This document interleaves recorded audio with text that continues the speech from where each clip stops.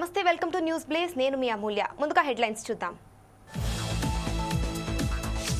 పల్లెబాట కార్యక్రమంలో ఎమ్మెల్యే యశస్వినికి చేదు అనుభవం. ప్రభుత్వ పథకాలపై నిలదీసిన గ్రామస్తులు, వెనుదిరిగిన ఎమ్మెల్యే.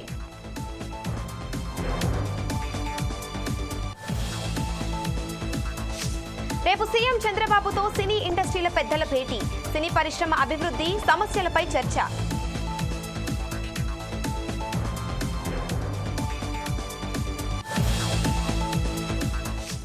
అహ్మదాబాద్ విమాన ప్రమాద ఘటనా స్థలానికి డీజీసీఏ.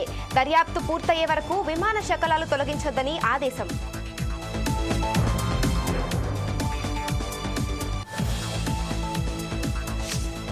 ఢిల్లీలో భారీ అగ్ని ప్రమాదం. జగన్నాథ్ రోడ్డులోని సీసీఎస్ భవనంలో మంటలు.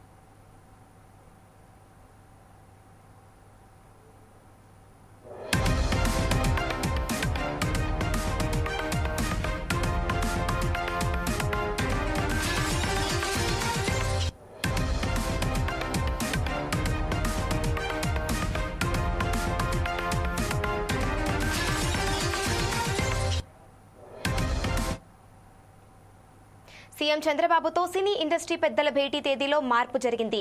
ఈ నెల 22న జరగనున్న భేటీ కాస్త రేపటికి షిఫ్ట్ అయింది. రేపు సాయంత్రం 4 గంటలకు డిప్యూటీ సీఎం పవన్ కళ్యాణ్ నేతృత్వంలో సీఎం చంద్రబాబును పలువురు సినీ పెద్దలు కలవనున్నారు. ఈ భేటీలో సినీ పరిశ్రమ అభివృద్ధి సమస్యలపై చర్చించనున్నారు. ఏపీలో షూటింగ్లకు అనుమతి, లొకేషన్ సమస్యలు, పన్నుల విధానం తదితర అంశాలపై ఈ సమావేశంలో చర్చించే ఛాన్స్ ఉంది. ముందుగా ఈ సమావేశం ఈ నెల 22న నిర్వహించాల్సి అనుకున్నప్పటికీ సినిమా షూటింగ్ కోసం రేపు పవన్ విదేశాలకు వెళ్తున్న నేపథ్యంలో రేపే సీఎం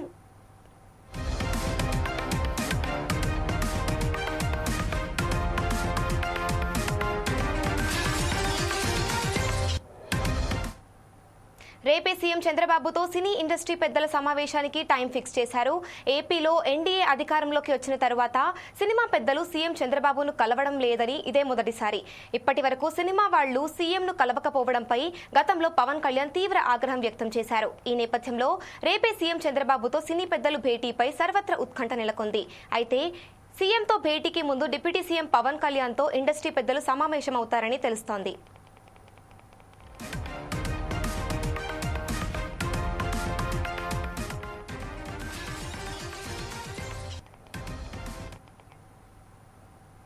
ఇక ఇదే అంశంపై మరింత సమాచారం మా ప్రతినిధి లెనిన్ అందిస్తారు. చెప్పండి లెనిన్. అమూల్య, ఆంధ్రప్రదేశ్ రాష్ట్ర ముఖ్యమంత్రి చంద్రబాబుతో సినీ ఇండస్ట్రీ పెద్దల సమావేశం తేదీలో మార్పులు అయితే చేశారు. ఈ నెల 22వ తేదీకి బదులు రేపు సీఎంతో భేటీ కావాలని నిర్ణయించుకున్నారు. ఈ నేపథ్యంలో ఆదివారం నాడు సాయంత్రం 4 గంటలకి అమరావతిలో సీఎం చంద్రబాబులో తెలుగు సినీ పరిశ్రమ ప్రముఖులు అయితే భేటీ కానున్నారు. కాగా ఈ సమావేశానికి పవన్ కళ్యాణ్ నేతృత్వం వహించబోతున్నారు.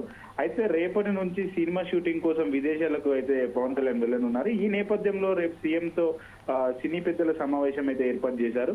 ఇక ఈ భేటీలో సినిమాల్లో తమకు ఎదురవుతున్న సమస్యలు, ఏపీలో షూటింగ్ లో పర్మిషన్లు, అలానే లొకేషన్ సమస్యలు, పన్నుల విధానము, సినీ పరిశ్రమ అభివృద్ధి తదితర అంశాలపై ప్రధానంగా చర్చించే అవకాశం అయితే ఉంది. ఇక ఏపీలో ఎన్డీఏ ప్రభుత్వం ఏర్పడిన తర్వాత సీఎం చంద్రబాబుతో సినీ పెద్దల సమావేశం కావడం ఇదే మొదటిసారి. ఇప్పటి వరకు సినిమా వాళ్ళు సీఎం ను కలవకపోవడంతో ఇటీవల పవన్ కళ్యాణ్ కూడా తీవ్రంగా మండిపడిన విషయం తెలిసిందే. అలాగే ఏపీలో థియేటర్ల పరిస్థితి, సదుపాయాలకు సంబంధించి డిజిటల్ రిపోర్ట్ ఇవ్వాలని ఇటీవల సినిమాటోగ్రఫీ శాఖ ఆదేశాలు అయితే జారీ చేసింది. రంగంలోకి దిగిన అధికారులు థియేటర్లతో తనిఖీని అయితే చేపట్టారు. మరోవైపు రాష్ట్ర విభజన జరిగి 11 ఏళ్ళు అయినప్పటికీ రాష్ట్రానికి పూర్తిగా సినీ ఇండస్ట్రీ అయితే రాలేదు. కనీసము సింగిల్ షెడ్యూల్ సినిమా కూడా ఏపీలో తీయలేని పరిస్థితి అయితే ఏర్పడింది. ఈ పరిణామాలతో ఈ సమావేశానికి మరింత ప్రాధాన్యత అయితే చోటు చేసుకోనుంది. అయితే ప్రభుత్వం ఏం చెప్తుంది, సినీ ప్రముఖులు ఏం కోరుతారనే అంశంపై ఉత్కంఠ అయితే కొనసాగుతుంది. అమూల్య, థ్యాంక్ యూ లెనిన్.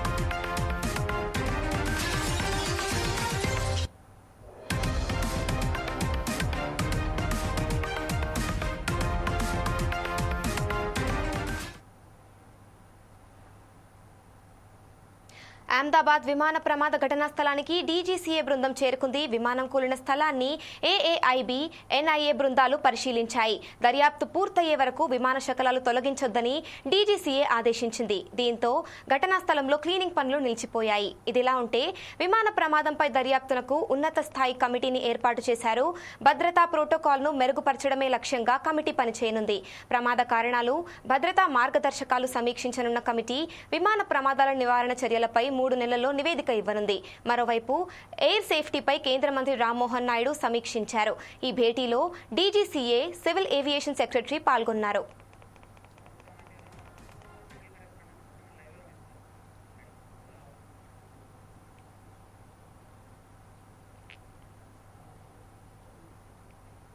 ఇక ఇదే అంశంపై మరింత సమాచారం మా స్పెషల్ కరెస్పాండెంట్ ప్రసన్న అందిస్తారు. చెప్పండి ప్రసన్న. అహ్మదాబాద్ లో జరిగినటువంటి ఎయిర్ ఇండియా AI-171 విమాన ప్రమాదము దేశవ్యాప్తంగా తీవ్ర విషాదాన్ని నింపిందని చెప్పవచ్చు. ఈ ఘోర దుర్ఘటనపై సమగ్ర విచారణ చేయడానికి, సమగ్ర దర్యాప్తు జరిపేందుకు భారత ప్రభుత్వము ఒక ఉన్నత స్థాయి కమిటీ కూడా ఏర్పాటు చేయడం జరిగింది. అయితే ఇటీవలి కాలంలో దేశంలో జరిగిన అతిపెద్ద విమాన ప్రమాదాలు ఒకటిగా నిలిచినటువంటి ఈ ఘటనను, దారితీసిన పరిస్థితులను, మూల కారణాలను కూడా వెలికి తీయడమే కమిటీ ప్రధాన లక్ష్యంగా పెట్టుకున్నట్టు తెలుస్తా ఉంది. అయితే ఎయిర్క్రాఫ్ట్ యాక్సిడెంట్ ఇన్వెస్టిగేషన్ బ్యూరో ఏఏఐబికి చెందినటువంటి సీనియర్ అధికారులతో పాటు ఇతర సంబంధిత ఏజెన్సీల ప్రతినిధులు అదేవిధంగా ఈ కమిటీలో సభ్యులుగా ఉంటారని తెలుస్తా ఉంది. అయితే ప్రధాన కారణాలు నిగ్గు చేసేందుకు వీరు అంతర్జాతీయ సంస్థల నిపుణులతో కూడా వీరు పనిచేయడం తెలుస్తా ఉంది. అయితే ఈ దర్యాప్తులో అమెరికా అదేవిధంగా కెనడా ఏజెన్సీల సహకారం కూడా భారత ప్రభుత్వం కోరింది. అయితే వారు కూడా సుముఖత వ్యక్తం చేయడంతో దర్యాప్తు వేగవంతం జరుగుతుంది. అయితే ఈ ఉన్నత స్థాయి కమిటీ రాబోయే కొద్ది రోజుల్లో ప్రాథమిక వాస్తవ నివేదికను సమర్పించే అవకాశం ఉన్నట్టుగా తెలుస్తా ఉంది. అయితే ఈ దర్యాప్తు ద్వారా వెలుగులోకి వచ్చే అంశాలు భవిష్యత్తులో ఇలాంటి విషాదాలు పునరావృతం కాకుండా నిరోధించడానికి దోహదపడతాయని నిపుణులు చెప్తా ఉన్నారు. అయితే దర్యాప్తు బృందాలు ఇప్పటికే విమానానికి సంబంధించిన 2 బ్లాక్ బాక్స్లు అంటే ఫ్లైట్ డేటా రికార్డర్, దాని కాక్పిట్ వాయిస్ రికార్డర్ కూడా స్వాధీనం చేసుకున్నారు. అయితే వీటిలో ఒకటి స్వల్పంగా దెబ్బతిన్నప్పటికీ కూడా దాని నుంచి సమాచారాన్ని సేకరించవచ్చని నిపుణులు కూడా చెప్పడం జరిగింది. అయితే విమానం కూలిపోవడానికి ముందు జరిగిన సంఘటనలు క్రమాన్ని అర్థం చేసుకోవడంలో ఈ ఫ్లైట్ రికార్డర్లు లభించే సమాచారం అత్యంత కీలకమని కూడా భావిస్తా ఉన్నట్టు తెలుస్తా ఉంది. అయితే సాంకేతిక లోపమా, విమానం రెక్కల ఫ్లాప్ సెట్టింగ్స్ లేదా డేటా ఇన్పుట్ల పొరపాట్లు, వాతావరణ పరిస్థితుల ప్రభావం వంటి అనేక కోణాల్లో కూడా దర్యాప్తు అధికారులు దృష్టి సారించారని చెప్పవచ్చు. అయితే ఇక ఈ దర్యాప్తు ప్రక్రియలో అంతర్జాతీయ సహకారం కీలక పాత్ర పోషించినట్టు కూడా తెలుస్తా ఉంది. అమెరికాకు చెందినటువంటి నేషనల్ ట్రాన్స్పోర్టేషన్ సేఫ్టీ బోర్డు నిపుణులు ఇప్పటికే భారత అధికారులతో కలిసి ఆధారాలను పరిశీలించేందుకు కూడా సిద్ధమైన తెలిసింది. అదేవిధంగా అంతర్జాతీయ విమానయాన నిబంధనల ప్రకారం కెనడాకు చెందిన ట్రాన్స్పోర్టేషన్ సేఫ్టీ బోర్డు కూడా నిపుణులు కూడా పంపించి తెలుస్తుంది. అయితే ఏదైతే ఈ బోయింగ్ 787 విమానం ప్రమాదం జరిగిందో ప్రమాదం పైన కేంద్ర ప్రభుత్వం కూడా ఎన్ఐఏ తో కూడా విచారణ చేస్తా ఉంది. రంగంలోకి ఎన్ఐఏ దిగి ఆల్రెడీ పూర్తి ఏదైనా కుట్ర కోణం ఉందా అనే విషయంలో కూడా విచారణ చేపడతా ఉన్నారు. అయితే ఈ ప్రమాదం జరిగిందో ప్రమాదానికి అసలు కారణం ఏమిటి అనే విషయం మాత్రము అతి తొందరగా తెలుస్తుంది. అయితే 275 మంది చనిపోయినటువంటి ఈ ఇష్యూ లోపల ఎందుకంటే విమానయాన రంగం లోపల అత్యంత భారీ ప్రమాదంగా కూడా దీన్ని చెప్తా ఉన్నారు. అయితే ఈ ఎయిర్ ఇండియాకి సంబంధించి మాత్రము ఇది అతిపెద్ద నష్టంగా చెప్పవచ్చు. ఎందుకంటే ప్రయాణికుల ప్రాణాలు గాల్లో కలిసిపోవడంతో పాటు ఆ కంపెనీకి సంబంధించినటువంటి ఏదైతే షేర్లు కానివ్వండి, అదేవిధంగా కంపెనీ యొక్క వాల్యూ కూడా పూర్తిగా పడిపోయిందని కూడా తెలుస్తా ఉంది.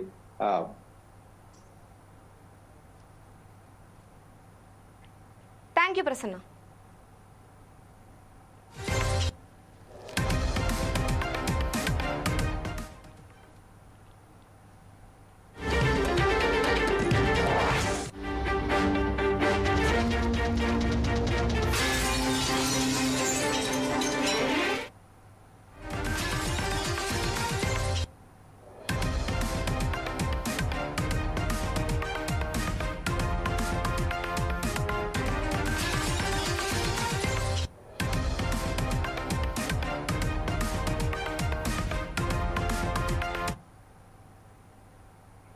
ఢిల్లీలో భారీ అగ్ని ప్రమాదం చోటు చేసుకుంది. జనపత్ రోడ్డులోని కామన్ సెంట్రల్ సెక్రటేరియట్ భవనంలో ఒక్కసారిగా మంటలు చెలరేగాయి.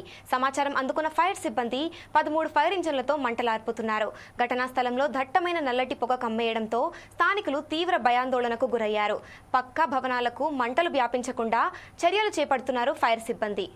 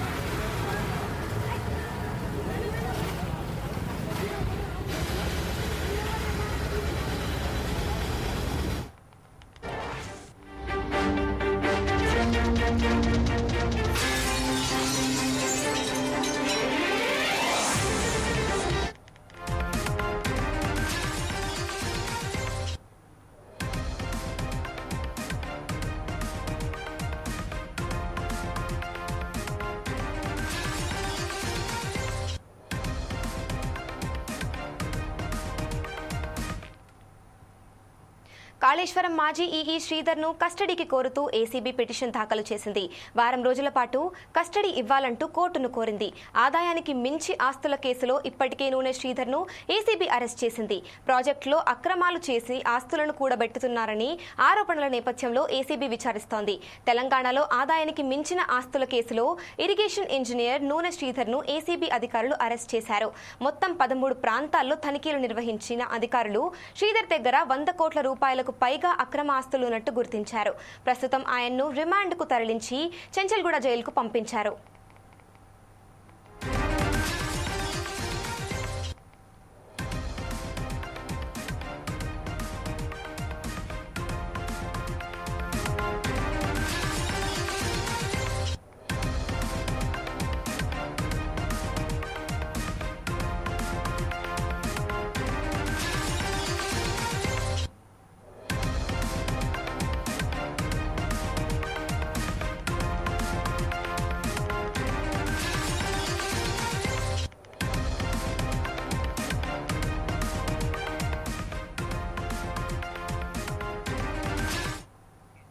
బుధవారం ఉదయం నుంచి హైదరాబాద్, కరీంనగర్, వరంగల్ ప్రాంతాల్లో శ్రీధర్, అతని బంధువుల ఇళ్లలో ఏసీబీ సోదాలు చేపట్టింది.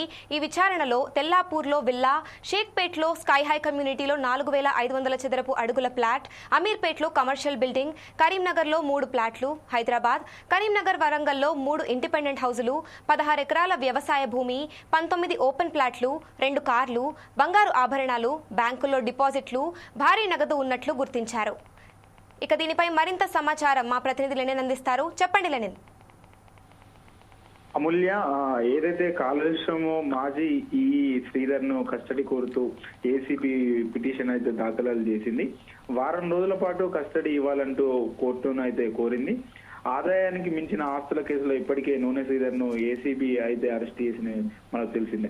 అయితే కాళేశ్వరం ప్రాజెక్టు అధికారి ఏదైతే నూనె శ్రీధర్ ఇంట్లో ఏసీబీ అధికారులు బుధవారం సోదాలు నిర్వహించారు.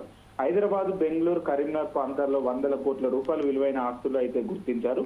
విల్లాలు, ఫ్లాట్లు, వ్యవసాయ భూములు, బంగారు ఆభరణాలు, భారీగా నగదు నిల్వలు ఉన్నట్లు అయితే అధికారులు తెలిపారు. ఆదాయానికి మించిన ఆస్తులు కలిగి ఉన్నందున శ్రీధర్ ను అరెస్ట్ చేసి కోర్టులో ప్రవేశపెట్టారు. సోదాలు ఇంకా కొనసాగుతున్నాయి. పూర్తి వివరాలు ఏదైతే ఉన్నాయో మనం చూసుకున్నట్లయితే తెలంగాణ ఏసీబీ అధికారులు బుధవారం నాడు కాళేశ్వరం ప్రాజెక్టు అధికారి ఇరిగేషన్ శాఖ ఈ నూనె శ్రీధర్ ఇంట్లో అయితే సోదాలు నిర్వహించిన సంగతి తెలిసింది. అయితే సన్నిహితుల నివాసాల్లో కూడా రైడ్స్ అయితే నిర్వహించారు. ఒకేసారి 12 ప్రాంతాల్లో సోదాలు అయితే నిర్వహించిన అధికారులు అతడు కూడబెట్టిన ఆస్తులు చూసి అయితే షాక్ అయ్యారు. శ్రీధర్ విలాసవంతమైన విల్లాలు, ఓపెన్ ఫ్లాట్లు, 100 కోట్ల ఆస్తులు అయితే కూడబెట్టినట్టు అధికారులు అయితే గుర్తించారు. వీటితో పాటు వ్యవసాయ భూములు, బంగారు ఆభరణాలు, బ్యాంకుల్లో భారీగా నగదు నిల్వలు అయితే గుర్తించారు. బహిరంగ మార్కెట్ లో వీటి విలువలు 100 కోట్ల రూపాయలు ఉన్నట్లు ఉంటుందని చెప్పేసి కూడా అధికారులు అయితే అంచనా వేశారు. అయితే ఆదాయానికి మించిన ఆస్తులు ఉన్నాయంటూ నీటిపారుదల శాఖ ఈ నూనె శ్రీధర్ కేసు అయితే నమోదు కావడంతో ఏసీబీ అధికారులు అయితే దాడులు నిర్వహించారు. అయితే ఏదైతే దాదాపు నూనె శ్రీధర్ కి సంబంధించినటువంటి ఆస్తులన్నీ గుర్తించిన అనంతరం ఏసీబీ అయితే పిటిషన్ దాఖలు చేసింది. రిమాండ్ కి అయితే సెంట్రల్ కూడా జైలు రిమాండ్ కి అయితే తరలించారు. అమూల్య, థ్యాంక్ యూ లెనిన్.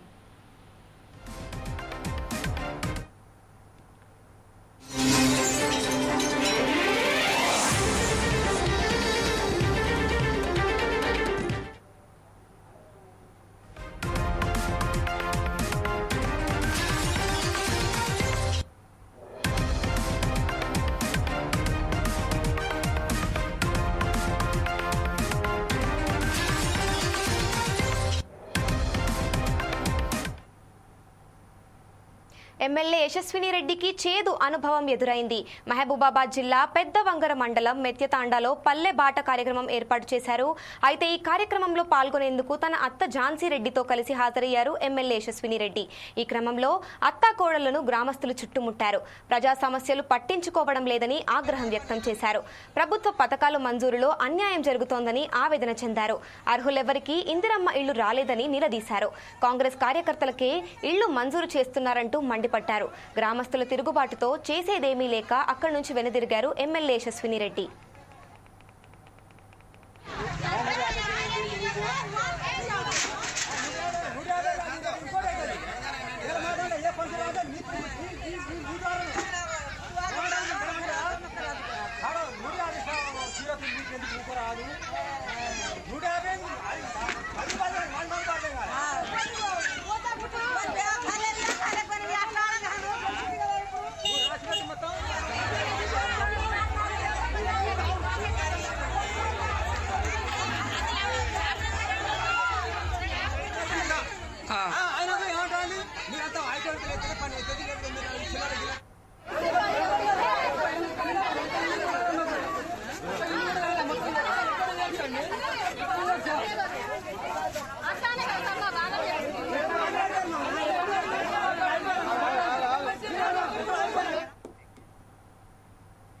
మరింత సమాచారం కోసం చూస్తూనే ఉండండి 4 Sides TV.